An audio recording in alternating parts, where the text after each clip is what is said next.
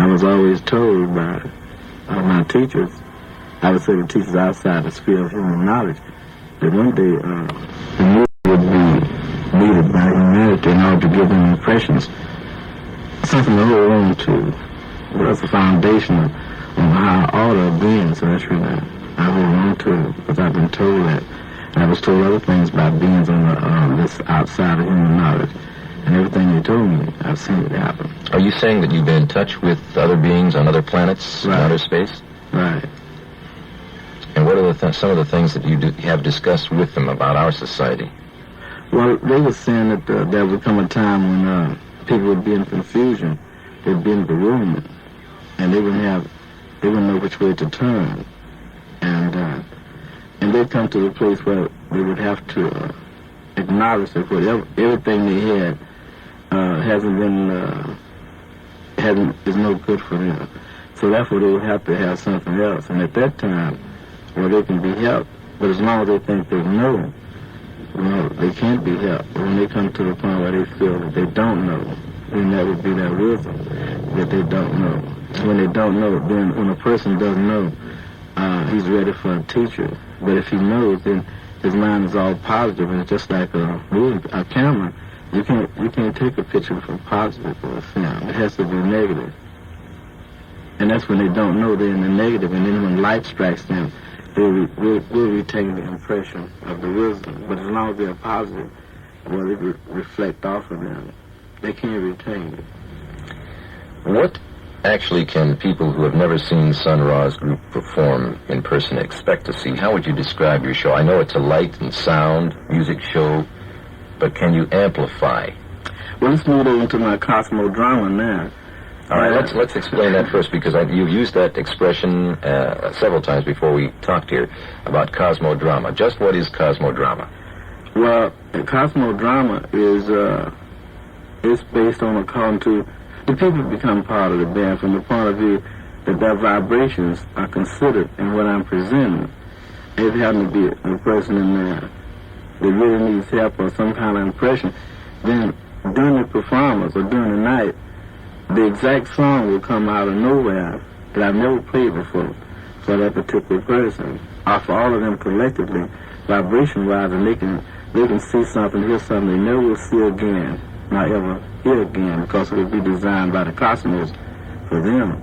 Like the other night, he was playing something, and then he was playing something of sort of an African idiom, and all at once one of the fellows in the band started singing something he'd never sung before, and it was very beautiful. From the point of view, it was on a different type of spiritual realm. It came from ancient things.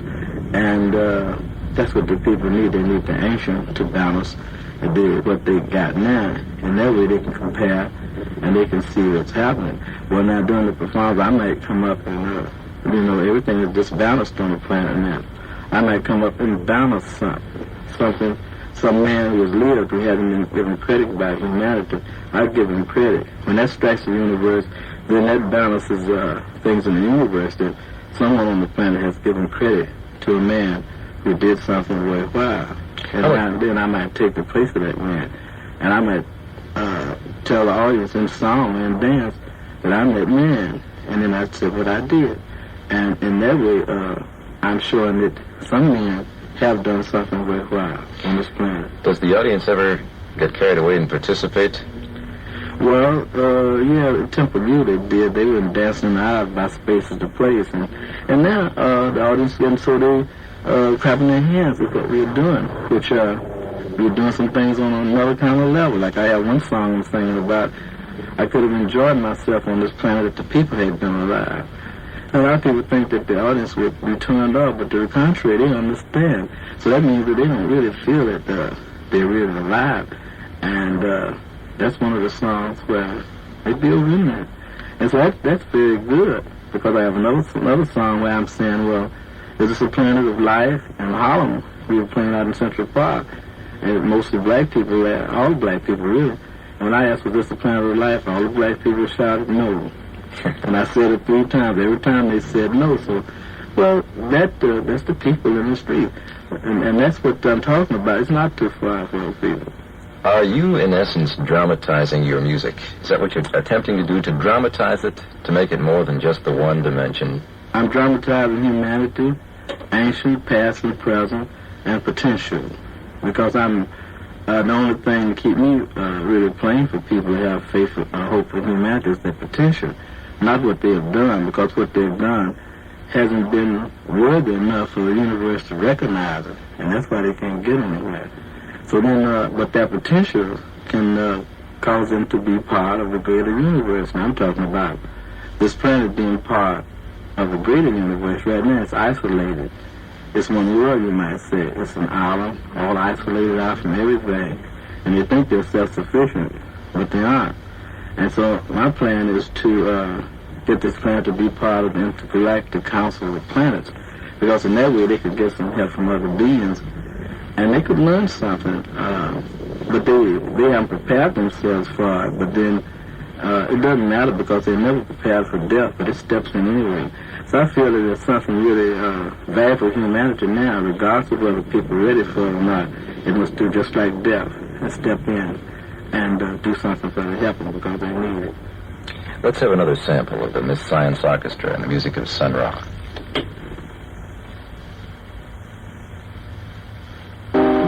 Sun Ra and his band from outer space have entertained you here.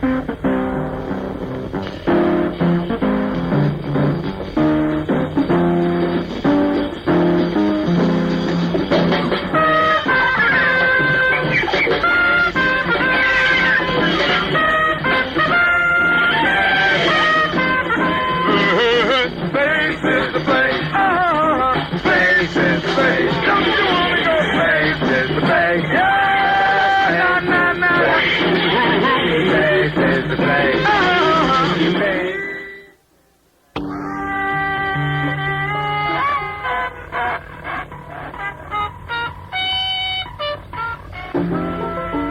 Can you hear?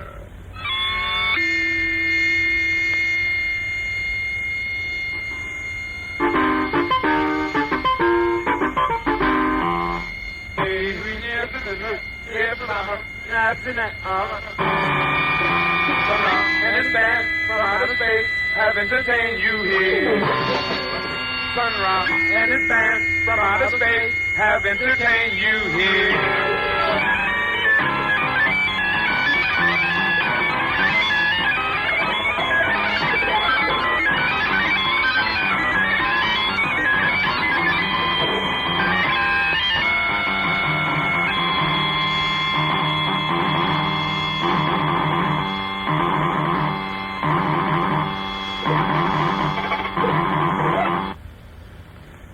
Another abrupt ending. Sun Ra and his friends from outer space have just entertained you here. And I'll do a little more of that in a few moments, and we'll be talking again to Sun Ra as soon as we, the Miss Science Orchestra, I hope he doesn't mind my calling it troupe, is performing again this week. This is their fourth week in the Bay Area, and this weekend they'll be at the One World Family Center, their second weekend there, from 9:30 until 1, Friday, Saturday, and Sunday nights. That's the One World Family Center, Telegraph and Haste. How many people, performers, do you have with your current group? About 20. And many of the musicians are original members of the unit, aren't they? Right. And Been with me for 20 years. who are they? John Gilmore, Marshall Adams. The two that came from Chicago with me. And I got some others with me. Like Danny Davis and even old Moore from Chicago too. And Mark Carter, he's from Chicago. We had a lot of people from Chicago with me. Well, they certainly must enjoy what they're doing to have stayed with you for some 20 years now. That's some kind of a testimonial to you and the music itself and to what they're doing. Is this relevant? Well, yes, I was looking at the condition of the world today, and I was thinking about this equation of ruleless people and peopleless rulers, but they both need each other. Then I said that the rulers kill the people, and the people kill the rulers, since all the rulers are people, but all the people are not rulers. Whoever is killed is a crime against the people. And is there never a crime against the rulers? Always a crime against the people. But neither rules nor people are righteous as far as the justice of the universe is concerned. If it's all right for people to exodus from the unmercifulness of rulers, it's all right for rulers to exodus from the unmercifulness of people. So it's come down to rulers of people. I'm approaching from that point that some rulers are bad, but some people are bad too. And some people are good, and Yes, some rulers are good. we've just found out a lot about that the last couple of years here in this country, haven't Yes. we? I'm afraid a little more to come. We're just getting down to the middle part of the iceberg, as it were. Do you set out merely to entertain, or do you search for something beyond that in your audience? Would you like to do more than entertain? Let me put it that way. Well, since I'm part of the planet, everyone who comes on this planet has something they come here for. They have to do that. And being a musician, I always tell musicians that department is the harmony department. And there are a lot of things that happen on this planet that are inharmonious. It's due to the fact the musicians in their ego and their self-seeking for commercial things have neglected what they're supposed to do. They represent the harmony department, like the bees represent the honey department. And the bees don't get paid for that honey. They're still making honey. Even if people don't like it, some people like sugar, the bees keep making the honey.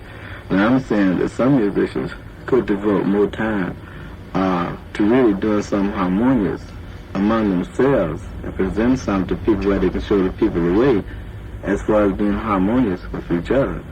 And they have a big part in the interrelation in a social sort of way with people. They haven't been doing that. They've just been thinking about being famous or making money. But being a musician places more responsibility upon a man.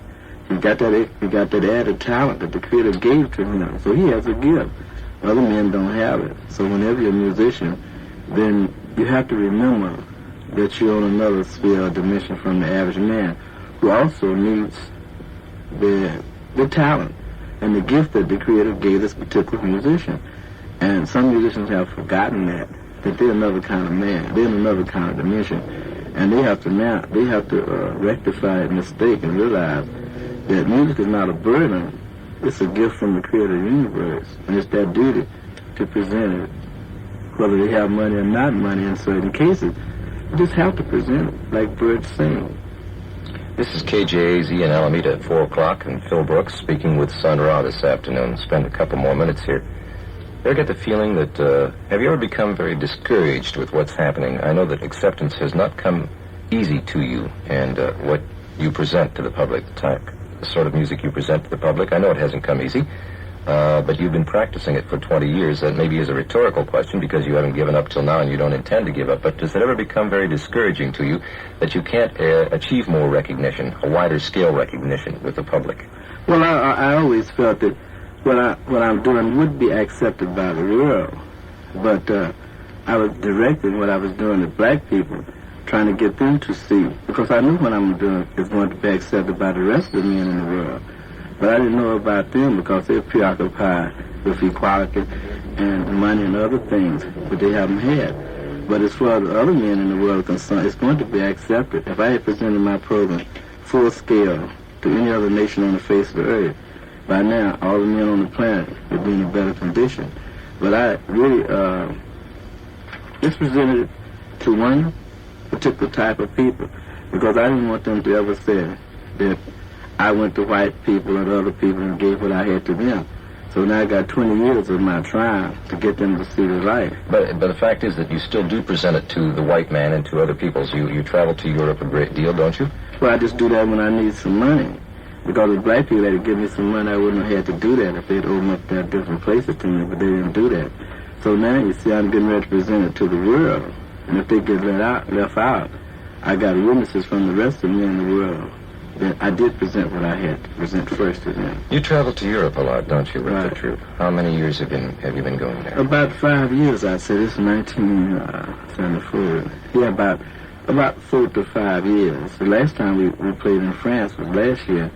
We played in the park, Festival of Humanity, and we had 150,000 people one time. 150,000 people for one? Where did they put them all? It was in a big park called Park Carnival. I would have hated to have been on the outer perimeter of that. They would have had to pick you up.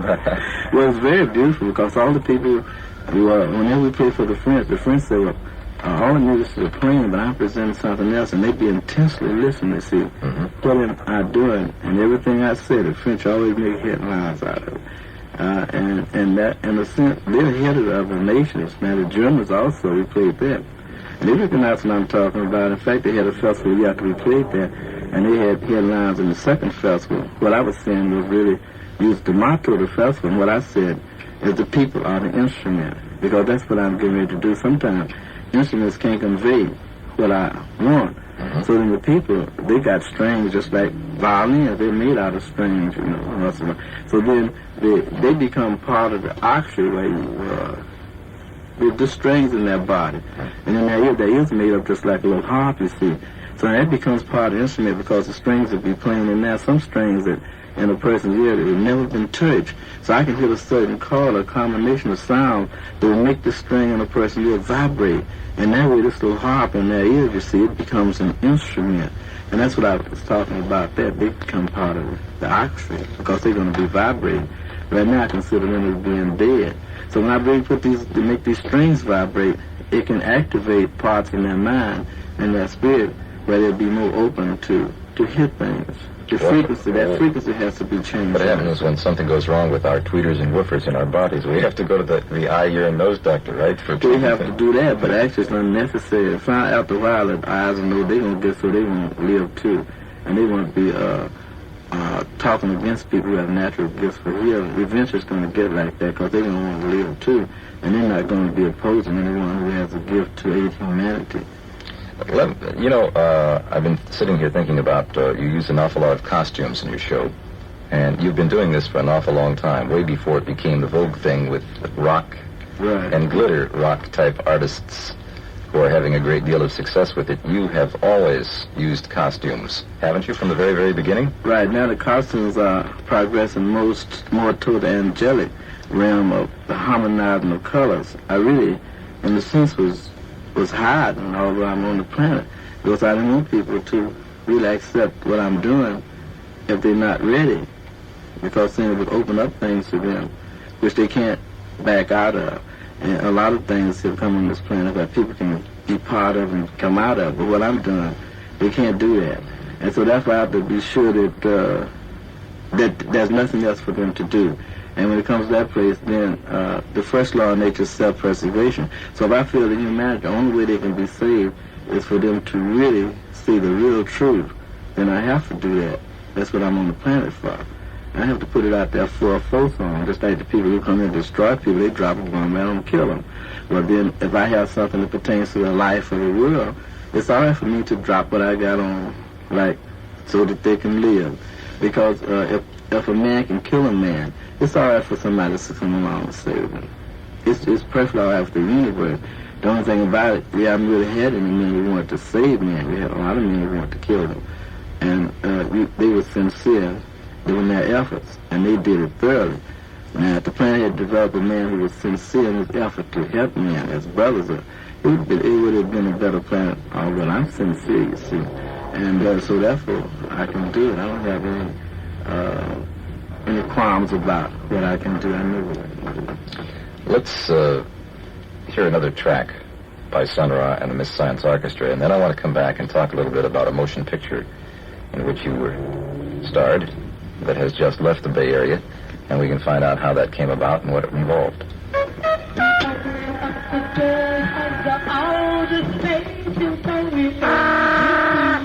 We're opening up the doors of the Outer Space Employment Agency. An outer space unemployment agency, because we haven't even got enough work here. What's the use of going out there? We'll be back in a minute. Pacific, the place you can. And the music that Sun Ra is working on outer space equations. And if you don't think that isn't uncomfortable when you had a hard time with plane geometry, you got another thing coming. Let's talk about your motion picture that just left the Bay Area. It was here for a couple of weeks, called Space is the Place. How did this all come about, the motion picture? Who approached you on it, or who did you approach? Let's put it that way. Well, James Newman. Excuse me, the mic wasn't up. You're okay now. James Newman approached me. He wanted to do something for the Cannes Film Festival, a documentary on the band. So we made a contract to sign for that. But in the meantime, I was at the University of California in Berkeley teaching something about Cosmo, the black man, the Cosmo. So he came to one of the classes, he heard what I was saying. So he wanted some of that in the movie. So then that got over in the movie. Then the next thing, he wanted to build like a scenario around what I was saying. That's the way it was developed. And my part wasn't really in the movie. I was just talking, and then you get different actors to ask me things. And then the plan, things, and then it began to form into a story, moving a lot of different ways. But they edited some of the things because I really thought it was too strong for the white race. But actually, in the early film, the way they had, I gave the white race another planet and told them that the reason they couldn't be part of what I'm doing because they hadn't demonstrated that they were on their own in, as far as intelligence and concern, because they got everything they got from black people. I have to leave them on that planet where no black person would be, and then they could prove to me whether they could do things on their own. Now, originally, that's where the original script was. And I just left black people on this planet, but they changed and had me take black people out of space. And they didn't have me to say anything about white people. But I think the original script would have been quite appropriate. Because either way, that it wasn't leaving anybody out. But now, I'm telling them they got to change some things in there because they didn't have enough of the band in there. And they added some sex in there, which that happens on the planet all the time. But then I wanted to put an art film, something from America that would be an artistic, beautiful point, because Europe is doing it all the time. But America hadn't presented no art and beauty to the world, and yet America does have beauty. And I want to do that since the white race hadn't done it. I wanted there would be a black film which could pave the way to show white people. You don't have to deal in sex to reach humanity. We don't have to deal in sex and dope to reach people. Because everybody wants something beautiful. And a film about beauty and simplicity would be a bestseller film. Because people are still like children. They're still children. They're just big children. Do you find an awful lot of opposition from your contemporaries, jazz musicians? A lot of criticism, is it still? Quite a bit. That's because, like Max Rush said, well, the musicians don't understand. He said that my music's in code. And he said the musicians haven't been able to, I said, well, I never heard of that, Max. But he said, well, it's in code, all right. He said, I haven't been able to break it yet, but you're playing in code, and that's what the trouble is. The musicians haven't been able to decipher the code yet. Right. What do you plan to do? You've been doing this for 20 years. Naturally, I would imagine you plan to continue doing what you're doing now, but do you have any more ambitious goals or plans as far as your music or your career period, per se, is concerned? Well, I'm getting ready to open up my music now to the world. I feel that a lot of black people got my records. If they can't break the code, it's too bad now. I can't stand back and see a planet perish and let the creator of the universe tell me it's your fault because you had something to offer humanity and you didn't. So I'm not going to do that. So what I got to do, what I have now, I'm just going to offer to all the races, and they can see for themselves. I got my equation. When you say you're ready to offer to all the races, how would you change what you're doing now to make this possible? Well, some things, I have my own recording company like Saturn, and some things have been leased to Impulse for 3 years. And they're getting ready to put out, say, 14 LPs next year, and then they're going to put out 3 LPs a month. Because I got a lot of LPs, like 100 or even more, that the public hasn't heard. Now, if they could hear these LPs, they could tell that each LP is a different dimension, and then they could judge properly. The way it is now, they only hear just a little bit of what I'm doing. They get thrown off because they think that's where I'm going, when actually if they can see the infinity, then they would understand I am dealing with infinity. I'm dealing with world music, and that's the way it is. That's something that the Russians have been trying to get world music a long time. When I was in Mexico, I read an article where the Chinese talked about the Russians because they said, well, that was ridiculous for somebody to talk about world music. But I was saying, well, no, it's not ridiculous till I got the world music. But then, in order to have a world together, men have to have something in common. I would say the first thing they should have in common is music, a world music that could be applicable, acceptable to all nations as representing them too. Music, they say, is the international language, and there should be no barriers as far as music is concerned. Don't you feel that that's true? That music has no boundaries as far as being a way of communicating with all people? Of course, that is true. But see, like, most of the music has been nationalized or localized where the musicians play that because that's all they know, you see. That's what the Chinese says. So it's impossible for a person to compose world music because every person's going to write what their environmental thing over the music. They're training philosophically or educationally. In their race, they're going to do that. But see, I've risen up above all that. I've retained and risen up above at the same time. So although I'm on this planet, I actually have been isolated from white and black. And I'm not a part of what they've been doing because what they're doing is not going to be successful, neither black nor white, and I know that. So they're going to have to really get down to business, and all men on this planet have to go where they're telling the truth to each other and where they're trying to do something for each other. It's going to be like that because they're going to have to, because of what's going to happen on this planet as far as food is concerned. The Creator can compel them to either get together as men, treat each other and respect each other, or perish. It's at that point. It doesn't look too good right now, does it? No, it doesn't. Let's digress and kind of wrap things up with a look at where you expect to go after you leave the Bay Area. Are you going back to Philadelphia? I know that is your home base at the moment. You're operating out of Philadelphia. Yeah, well, the Philadelphia musicians, they got me president of the Jazz Society, man. They organized something, and they get some grants from the state and other things. They want me to stay there and do some things like, you know, the bicentennial is coming up. They're getting ready for that. And in the meantime, some white teenagers in Temple U have come up. They got a club down in the basement of the church that they want me to play that permanently so I can teach them. Would you be content to go somewhere and have a chair and teach professorship? Well, if it's going to be where they want to expose their students' minds to the potentials of the universe, it's all right. But if it's going to be restricted, if it's a university and they restrict ideas, then it's not a university. That's what I told them in Berkeley. I said, you're not a university unless you let your students hear what I'm saying, whether you like it or not. Because in the college I went to, well, they brought people that had talked to us. And they brought some white people that had talked. They was telling us, well, now, we want you to hear the philosophy. And that's what you're supposed to do. I'm not really trying to convert anybody, get anybody to follow me. Because I'm moving on a very high vibrational plane, and sometimes it gets difficult for the fellows in the band to follow me.